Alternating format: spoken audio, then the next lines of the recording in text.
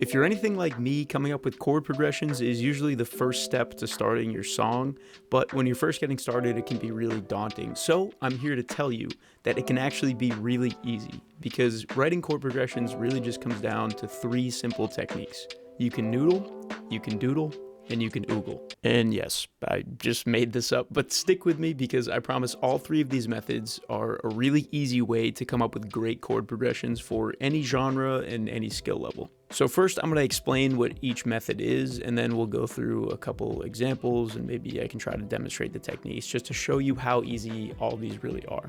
So for the first one, noodling, as I called it, it's really just the simple act of noodling around on whatever instrument you're semi-competent on. So for me, I'll often turn to a keyboard, occasionally a guitar, and just start sort of playing and see if something I like comes to fruition. This usually is the most helpful when I'm in a creative mood and I've got the hankering to make something anyway. Picking up an instrument and diving right into the creation process is a good, frictionless way for me to start churning out some music, and I usually end up finding something that I like pretty quickly. For number 2, doodling, it's definitely a lot more useful when I'm feeling a little bit less creatively inspired, but I know I've got some time set aside to work on music specifically. So if I'm looking to find inspiration when I might not necessarily have it myself, I'll usually choose this doodling method, which really just involves drawing in notes on a MIDI instrument or looking up chord progressions for the certain vibe I'm looking for, and just tweaking them a little bit to match my style or to just make them a little bit more interesting. So noodling, you're messing around. Doodling, it's a little bit less creative, but still just as productive and probably even easier. And then number 3 is oogling. It's just a word that fit the other 2, I'm sorry about that. Gotta do what you gotta do. I bet you'll remember it now. Oogling, I don't know if there's even actually a definition for oogling. I understand it to be watching, monkey see, monkey do, right? Or something. I don't know. Oogled at a stranger, oogled at someone's funny hat. I don't know. Google oogling, and then we can learn something together. But the way I mean it here is essentially, I think it was Picasso once said that good artists copy and great artists steal. And that's exactly what we're talking about right now. Where with oogling, if you're really struggling to come up with anything, the things you're looking up aren't working out, the noodling around's not working out, or maybe you just don't play an instrument, and you've got a really specific energy you're going after, a really specific theme or vibe, go and find a song that already has the thing you're looking for and copy it. It's that simple. The reality is, there's only 8 chords in a key signature. Everything that can be done has been done. It's just about how you flavor it, how you write on it. So don't be afraid of copying, but definitely don't steal, you know what I mean? There's a fine line. Feel free to walk it, but definitely try to stay more on the side of original. Let's go through a few examples and I can try to demonstrate each one just so you can get a sense of what my process looks like when I'm trying to come up with chord progressions using each of these methods. So let's get started with noodling. So when I'm noodling, one of my favorite instruments to mess around with is the keys. It's not necessarily my main instrument. I'm certainly not professionally or classically trained or anything, but I know my way around the keyboard well enough to kind of noodle about and figure out something I like. What I'll usually start with is a key signature because it's the easiest way to begin noodling. Sometimes I'll just let the hands fall. Let's sort of arbitrarily see what happens in the key of A major. I'll do a quick rundown on how to start finding chords within a key signature. If you already know the basics of chord structure and some little bit of music theory, you can skip to this time signature. But if you want to learn how chords work, then stick around for a couple seconds. Because we're in the key of A major, we know that the notes within the scale, within the key, are A, B, C sharp, D, E, F sharp, G sharp, and A. So that's just a major scale. It has to do with the intervals. I can get into that in another video. But that's our palette, right? That's our color palette. That's the framework we're working within. So then once we know our key signature, we can identify the chords within that key by finding the 3rd and the 5th of each root note. So what that means is that if A, our home root note, the 1 of the scale, is the root note of the chord, and we're trying to make an A chord within the key of A major, we need to go up to the third step. So if A is 1, B is 2, C sharp is 3, and now we have a third. And then the simplest chord is just the root, the third, and the fifth. So we go from 1 to 3, and then 4 to the 5th degree of the scale.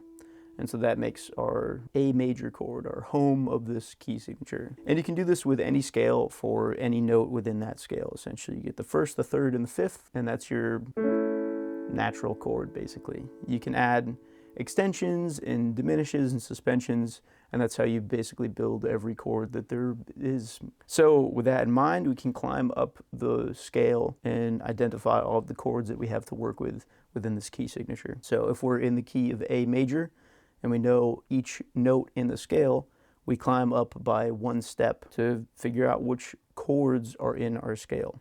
So A major, that first, third, and fifth, A, C sharp, and E. And then we move everything up 1 scale degree, not just 1 note, and we get B minor. B minor is the 2. C sharp minor is the 3. D major is the 4. E major is the 5, F sharp minor is the 6, and then G sharp diminished is the 7th degree of the scale. I'm gonna recommend you avoid that one, especially if you're a beginner. You can definitely use it in like some really interesting places, and it makes some really nice suspense, and you can get some great resolves out of it. But I think for a beginner trying to find chord progressions for the first time, it can be really hard to work diminished into like a nice natural sounding chord progression. So yeah, we know that we've got our chords within our scale. And from here, we just kind of start noodling around.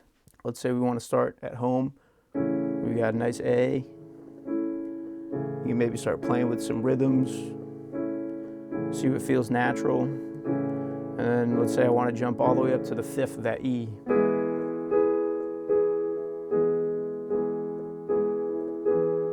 Then back to the root.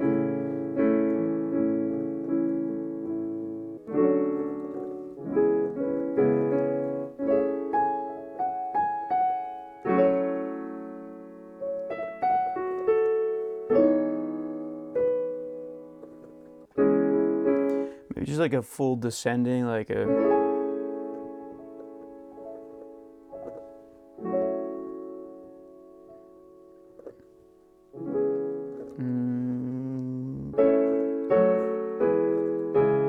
Yeah, so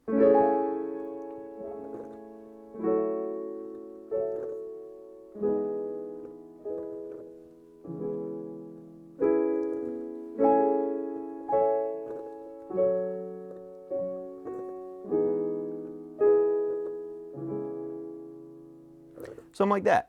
So, you know, I messed up. I didn't beat myself up about hitting wrong notes or playing anything weird or not having like this perfectly polished chord progression. Right now, it's about creating and discovering things that you're liking in that moment. And there I was. I ended up with an A7 into an F sharp minor 7 into the E major. I think the second time around I did add the 7th. And then a C sharp minor 7. Just a nice simple... And then if we arrange that out, play with some timing, come up with a little bit of melody and some drums, it might sound a little like this.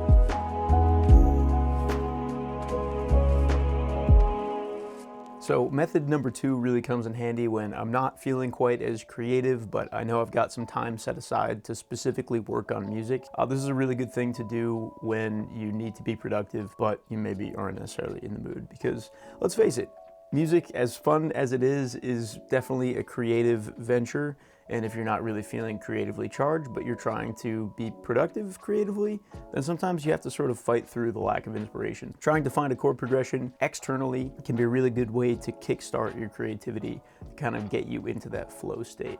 There's sort of a couple ways you can go about this. Like I said, if you've got this wealth of knowledge of music theory, you can start clicking things into a MIDI track on an instrument. It's a really good thing to sort of quickly iterate through some different options. You can edit as you go, but like I said, that sort of requires some level of music theory knowledge. So if you're really just getting started and maybe don't have that wealth of knowledge to build on, a couple great tips I can give you here is starting with something simple like a Google search for chord progressions in your genre. So let's say I try looking up lo-fi chord progressions.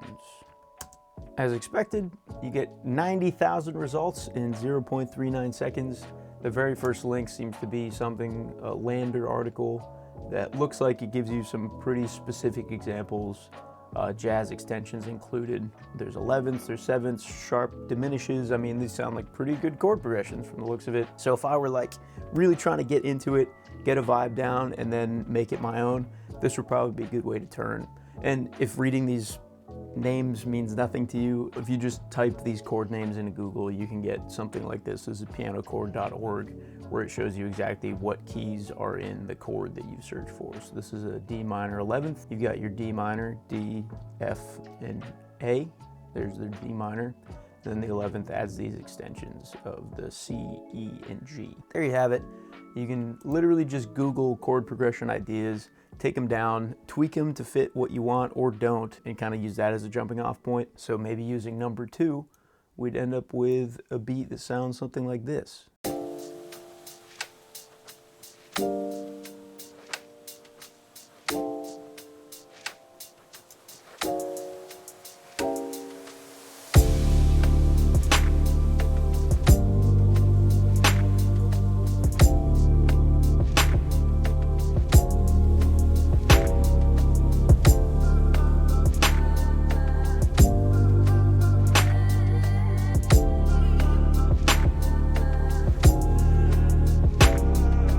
Another tip worth trying could be asking artificial intelligence like ChatGPT to see if it can offer you some new insights for chord progressions worth trying. So let's see what it has to say for a chord progression for like a sleepy lo-fi song.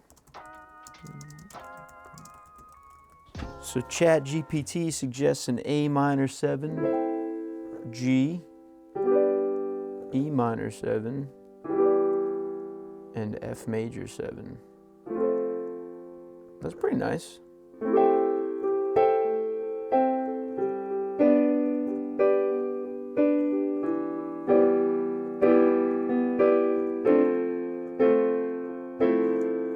That could be pretty cool. Let's see what it sounds like. I forgot to screen record my conversation with ChatGPT, so just for proof, here's the suggestion it gave. I don't know. I don't know if you didn't believe me or anything. But yeah, so like just to demonstrate what doodling looks like, we've got an A minor 7, a G, E minor 7, and an F major 7. So let's go ahead and pull up a new project here. If we're going sleepy lo-fi, I'm going to get that BPM down to like a 65. We'll go real sleepy with this thing. We'll pull up our instrument of choice, which in this case is my favorite free piano. Spitfire should just sponsor me at this point because I shout out this plugin in every single video. But I currently only have 74 subscribers, so if this video is helping you at all, if you're getting any type of value or entertainment from this video, I would really appreciate if you think about subscribing. I'll be making new videos every single week where you'll learn tips and tricks on how to make music and possibly be entertained just a little bit along the way. So thank you for watching this far. I'd really appreciate if you would hit that subscribe button and come join the little community we got forming around some music. With that being said, let's take a look at how to do this little doodle technique. So I will generally just throw in 1 bar chords. Throw them all in, then I'll start playing with the rhythm. So A minor 7, G major, E minor 7. So here's a little fun tip. If it's a minor seventh, then you can just copy and paste it. The way I did that, hold Control, drag up over, hold Shift, click and drag. Put it where you'd like, release, bada bing, bada boom. There's a little FL tip for you guys. So we've got A minor 7, G major, E minor 7, and an F major 7. So I'm going to do the same thing. Copy and paste my minor 7, bring my root down to an F. The difference between a minor and a major is the third note. So that third degree of the chord in a minor is 1/2 step down. Going to pop that up into an F major 7. F major is F, A, C, and you can see here we've got that major 7th. The one other problem is that our 7th note is now out of the key. So there's that nice F major 7 chord. Super quick and easy. I doodled it out. Here's the chords that ChatGPT says makes a nice sleepy lo-fi song.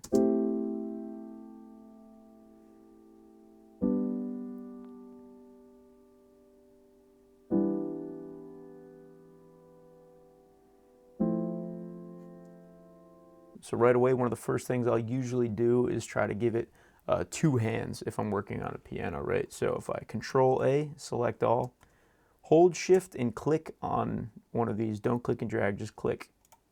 And then Control down arrow. I've duplicated the whole thing and then added an octave below. So now both hands are playing the exact same thing. Now we've got that lower left hand mirroring the top right hand. Just gives a little more width. So now we've got 2 hands playing the same thing. I'm going to go ahead and once again Control A, Alt S is the strummizer. And so what that does is it pushes back the start time of notes and changes the velocity a little bit so that it's a glissando up the piano rather than all the fingers hitting together. You get this strum of your notes, and that sounds like this. Gives it a little bit more of a human feel rather than just smacking down on the chords. If you watched my last video, I'm sorry for repeating myself, but if you're new here, welcome. I hope you're enjoying. So now that we've got some strummed out chords, maybe you'd want to play with the rhythm a little bit. I don't think for sleepy lo-fi we want to do anything too crazy for the rhythm, so I actually am probably going to just keep this the way it is. And just like that, we've got a chord progression to build a song around. So maybe I'll try adding a little bit of bass.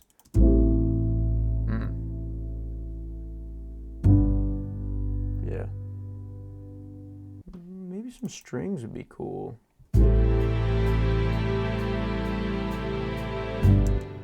So what I'm doing here is I highlighted one measure, which selects all the notes in that measure. Then if I hit Control B, it duplicates the selected section. There's another little shortcut tip for you.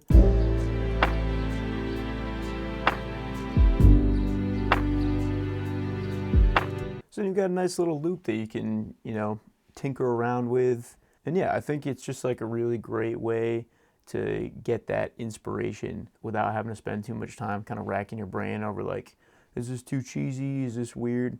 Because if you just take it from this external source, you can either put blind faith in it and go for it, which I kind of did in that last track, which I got from that website. Not really super my style, probably not something I would have gone for, but just running blind faith ended up with a track that I probably wouldn't have made otherwise, for better or for worse. Let me know what you thought of that in the comments below if you'd like. But yeah, at least having that jumping off point gives you a way to get into that flow state that you really want to get into when you're making music. So the third method is oogling, which is a really great way to capture a vibe that's really specific, or a specific sound that you want to go for. If there's an artist or a song that you're hoping to emulate, but maybe you aren't quite finding the right feeling, then copy it. There's nothing that you're going to do that hasn't been done before, so don't be afraid to kind of lean into that. That being said, don't steal people's music. Don't just go uploading copies of other people's songs, but don't be afraid to be heavily inspired by something that you really enjoy. Like if you like it and you put your own spin on it, you're really adding something new to the world, as much as it can feel a little bit dirty and weird. I don't think you need to shy away from taking heavy inspiration from someone or something that you really like. So since we've been doing lo-fi all video, I thought it would be fitting to try to emulate one of the most streamed lo-fi songs that I know of, and I decided to pick Snowman by WYS. The song has 98 million streams on Spotify, which is just mind-boggling. It's a really beautiful track. If you hadn't heard it before, highly recommend you check it out. WYS, insanely talented lo-fi girl artist. I don't think I can play it for you. I don't know if he copyrights his music or not. So let's say you listen to the song, you're like, that's amazing, I want to make something like that. You could listen to it, depending how good your ear is, try picking out the notes individually, but that feels a little bit more like the noodling tip, and this is the oogling tip. So I've got a really great tip for FL Studio users. I think there's got to be other plugins like this out there, but for FL Studio specifically, there's a really great way to figure out exactly what notes people are playing in their songs, and this is a good song to demonstrate that on. We've got our MP3 file in the playlist. You want to route it to a mixer channel, and then you want to open up this Wave Candy plugin. It's stock with FL Studio. It's going to open up two windows here. You've got this smaller kind of transparent window, and then the UI window for the plugin. If you expand the smaller transparent window out to be tall and as wide as you'd like, and then in the UI window, go over to Spectrum here at the bottom, and then you turn the scale basically all the way up. You'll see this keyboard pop up in the transparent window. And so what this is essentially like a spectral mapper, where the audio information going into this plugin is broken out into its component frequencies. And so when you play the song, you'll see that the notes pop up in line with the keys on the side here. And you can just use that information to get the chords out. So I'm gonna play it, let it pop up, and then we can break it down from there.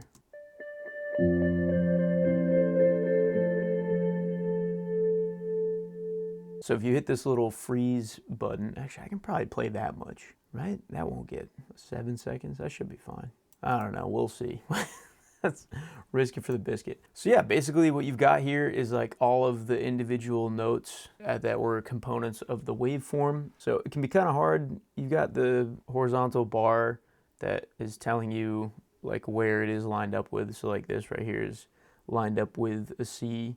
So you can take your time and go through and find each note. But another really useful feature here is down in the bottom corner, you'll see that whatever note you're hovering over is actually highlighted for you. So you've got an F3, a C, an F, a C, and this D is the note the guitar is playing. So you can use this tool, go through whatever section of the song you want, and you can figure out what chords this artist used for this particular song. I've made a few beats today.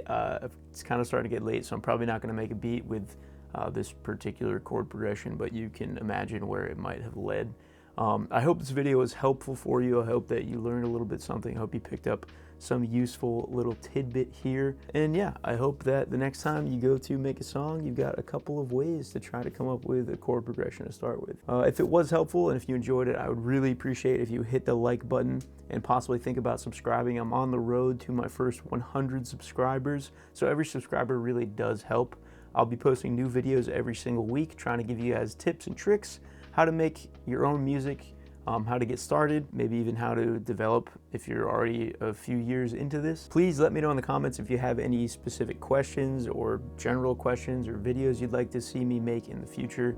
I'd really be happy to make anything that you want to watch. I'm hoping to provide as much value for you that I possibly can. So with that, that's all I've got for you, and I'll see you guys back here next week.